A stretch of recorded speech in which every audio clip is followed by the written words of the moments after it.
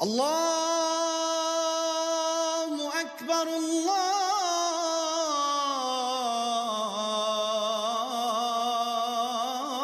الله أكبر لا إله إلا الله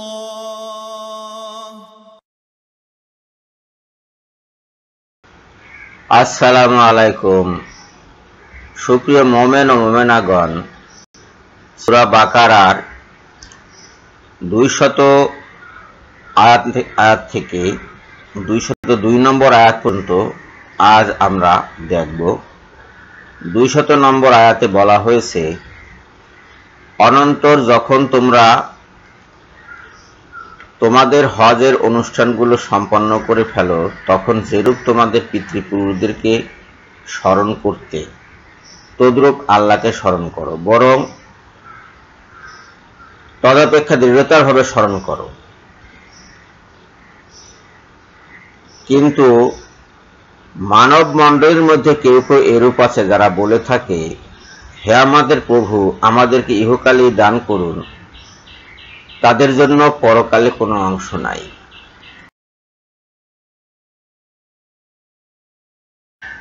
কিছু লোক আছে যারা শুধু বলে রাব্বানা আতেনা ফিদ দুনিয়া, তাদের জন্য দুনিয়ায় আছে, আখিরাতে তাদের কোনো অংশ নাই।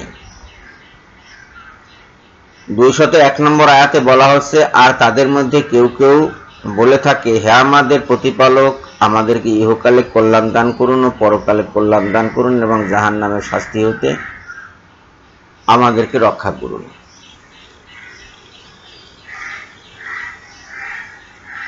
এই যে এখানে রাব্বানা আতেনা ফিদ দুনিয়া হাসানাতা ওয়া ফিল আখিরাতি হাসানাতা ওয়া কিনা আযাবান্নার। রাব্বানা আতেনা ফিদ দুনিয়া হাসানাতা ওয়া ফিল আখিরাতি হাসানাতা ওয়া কিনা আযাবান্নার। এটা যারা বলে তাদের অবস্থা কি? তাদের দুনিয়াতেও আছে এবং আখিরাতেও আছে। তারা যা অর্জন করেছে তাদের জন্য তারই অংশ রয়েছে এবং নিশ্চয়ই আল্লাহ দ্রুত হিসাব গ্রহণকারী।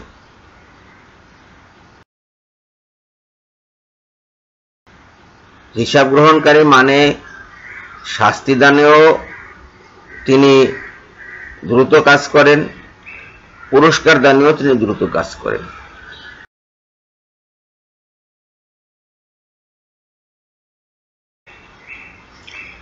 যারা হজের অনুষ্ঠান সমূহ পালন করে বলে রাব্বানা আতেনা ফিদ দুনিয়া হাসানাতা ওয়া ফিল আখিরাতি হাসানাতা ওয়া কিনা আযাবান্নার, যেমনটি এই আয়াতে দেখানো হয়েছে, বলা হয়েছে, ঠিক তেমনটি যারা বলবে তাদের জন্য দুনিয়া এবং আখিরাতে কল্যাণ রয়েছে।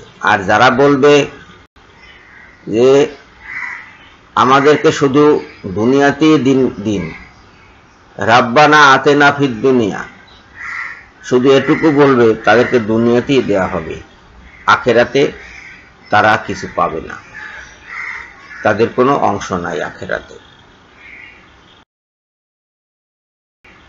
তা আসেন বন্ধুগণ, আমরা সবসময় দোয়া করার সময় বলি রাব্বানা আতেনা ফিদ দুনিয়া হাসানাতা ওয়া ফিল আখিরাতি হাসানাতা ওয়া কিনা আযাবান্নার।